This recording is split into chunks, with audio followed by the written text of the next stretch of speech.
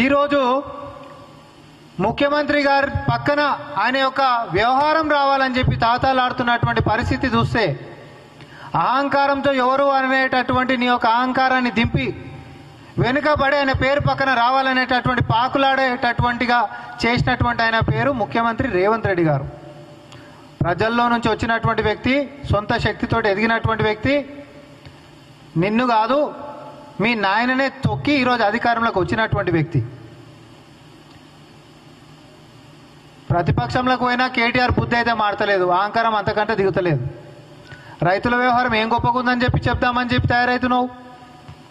ఒరేసే ఉరన్నందుక, లేకపోతే బంగారు తెలంగాణ పల్లెంలో పెట్టి మిగులు బడ్జెట్ తోటి ఇస్తే ₹1,00,000 రుణమాఫీ చేసుడు శాతగాని వాళ్ళు ఈరోజు వచ్చేసి రైతు సమస్యల మీద మాట్లాడతారంట. మీ ముఖాలకి ₹1,00,000 ఆ రోజు మీరు ఇచ్చినటువంటిది. ఆ రోజు బంగారు గని లెక్క ఎట్లాంటి అప్పులు లేకుండా ఉంటున్నటువంటి తెలంగాణ రైతులకు చేయాలనుకుంటే ఆకాశం ఎత్తుగా చేసేటటువంటి అవకాశం ఉంటున్నటువంటి తెలంగాణ ఒక ₹1,00,000 రుణమాఫీ చేసినటువంటి ముఖాలు కాదు మీరు. ఈరోజు రైతు సమస్యల మీద మాట్లాడతామంట. వరి కుప్పల మీద రైతులు చచ్చిపోతే పోయి పలకరించిన పాపన ఓడలేడు, మీరు రైతు సమస్యల గురించి మాట్లాడదామంట. 24 గంటల కరెంట్ వస్తలేదని చెప్పి రోడ్లు ఎక్కినటువంటి రైతుల సాక్షిగా ఆదిలాబాద్ నుంచి మొదలు పెట్టుకుంటే జోగులాంబ గద్వాల్ దాకా సబ్స్టేషన్ల కాడికి పోదాం, 24 గంటల కరెంటు లేదు అని చెప్పి పోతే లాగ్ బుక్లు ఎత్తుకపోయినటువంటి దొంగలు ఈరోజు రైతుల సంక్షేమాల గురించి మనం ఛాలెంజ్ అని చెప్పి మాట్లాడుతుండ్రు. కొంచెమన్నా సిగ్గుపడాలి.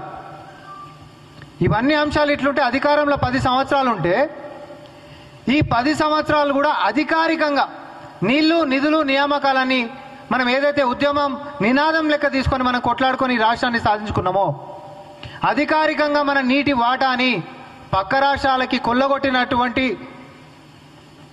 ఈ తెలంగాణ ద్రోహులు ఈరోజు సంక్షేమాల గురించి తెలంగాణ సమస్యల గురించి మాట్లాడేటటువంటి అర్హత ఉన్నది మీకు. మీ సూరత్లకి 2016లో పోయి ఎపెక్స్ కమిటీ కాడ పోయి మాట్లాడొచ్చిన వాళ్ళు ఎవరు? సంతకాలు పెట్టొచ్చిన వాళ్ళు ఎవరు? మీరు కాదా? కృష్ణా జలాల వాటాని అప్పనంగా ఆంధ్రాకి దోచిపెట్టిన వాళ్ళు ఎవరు? మీరు కాదా? లేకపోతే గోదావరిలో 3000 టీఎంసీలు వృధాగా పోతున్నాయి, మీకు ఇష్టం వచ్చినట్టు కట్టుకోరని చెప్పి ఎస్ఆర్ఎస్పీలకించి మరి లిఫ్ట్ వేసుకొని నీళ్లు తోడుకొని పోరని చెప్పి మహారాష్ట్రని మిగిలిపోతున్నాయని చెప్పి బంకచెర్ల లాంటి ప్రాజెక్టులు కడుతుంటే మస్తు నీళ్లున్నాయి ఏం కాదని చెప్పినటువంటి మీ నాయనని అడుగు. నీకు అవగాహన లేనట్టుంది కేటీఆర్. నీ ముఖానికి సీఎం తోటి ఊహించుకుంటున్నావు, నీకంత సినిమా లేదు, నీకు సామ సరిపోతాడు. అవగాహన లేనటువంటి వాడు ఇరిగేషన్ మీద అని అంటే ఒకసారి తెలంగాణ సమాజానికి మనం చూపిద్దాం. ఈ సూరత్ నేను చూసినాం, ఒకసారి అందరు చూపెట్టండి.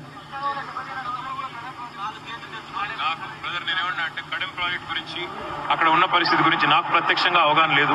అవగాహన లేని సబ్జెక్ట్ గురించి నేను మాట్లాడకూడదు. నేను మున్సిపల్ మంత్రిగా అవగాహన లేనోడు ఓడు నువ్వు కాదా?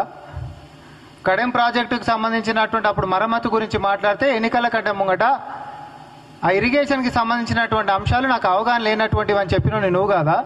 ఈరోజు పక్కన ఏదో ఒక గంట సేపు ట్యూషన్ చెప్పించుకొని వచ్చి ప్రెస్ మీట్లో మాట్లాడి రేవంత్ రెడ్డి గారిని విమర్శించుకుంటా మాకే అవగాహన లేదని మాట్లాడేటంత సీను సినిమా నీకు లేదు. పోయి మీ నాయనకు చెప్పు.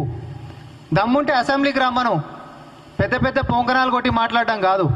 ఇవన్నీ అంశాలు పక్కనేస్తే ఇంకొక విషయం చెప్తున్నా. అధికారంలో ఉంటున్నప్పుడు ఏదైతే మన నదీ జలాల వాటాలని కృష్ణాలో కానీ గోదావరిలో కానీ పక్కనోళ్ళకి దోచిపెట్టి తెలంగాణకి ద్రోహం చేసినటువంటి తెలంగాణ ద్రోహులు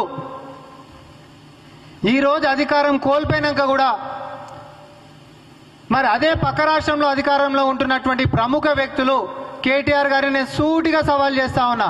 ఇక్కడ బంకచెర్ల విషయం ఇంత సీరియస్గా నడుస్తుంటే అధికారికంగా ప్రజాపాలనలో నాయకులం అందరం కలిసి తెలంగాణ ప్రజల మద్దతుతోటి అధికారికంగా ఒక ఉద్యమం చేస్తుంటే మన వాటాల కోసము బంకచెర్లను ఆపాలని చెప్పి ఢిల్లీకి మన నాయకులు తిరుగుతుంటే కేంద్రం మీద ఒత్తిడి చేస్తుంటే నువ్వు పక్క రాష్ట్రంలో నారా లోకేష్ తోటి సీక్రెట్ మంతనాలు దేనికోసం చేస్తున్నావు కేటీఆర్?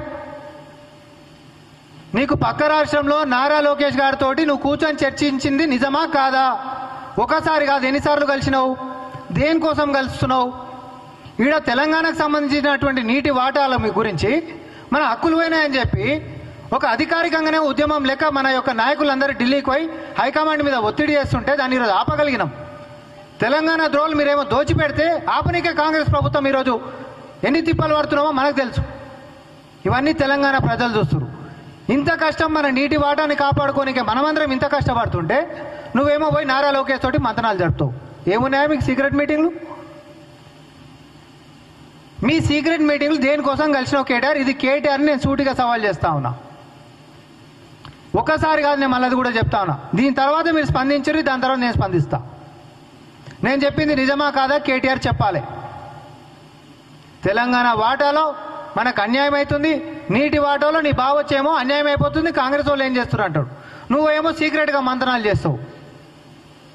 అధికారంలో ఉన్నప్పుడేమో రొయ్యల పులుసులు రాగి సంకట్లు తిని రాయలసీమని రత్నాల సీమ చేస్తామంటావు. అదే పక్క రాష్ట్ర ముఖ్యమంత్రులని గడిలల్లా సీక్రెట్గా 6-7 గంటలు మీరు ఏమేమి ముచ్చట్లు మాట్లాడుకుంటారు. పైన అబ్జెక్షన్స్ చేసేటటువంటి సమయంలో అబ్జెక్షన్స్ చేయకుండా అవతల వాళ్ళని టెండర్లు వేయించుకొని తెలంగాణ నీటిని కొల్లగొట్టుకొని పోండి.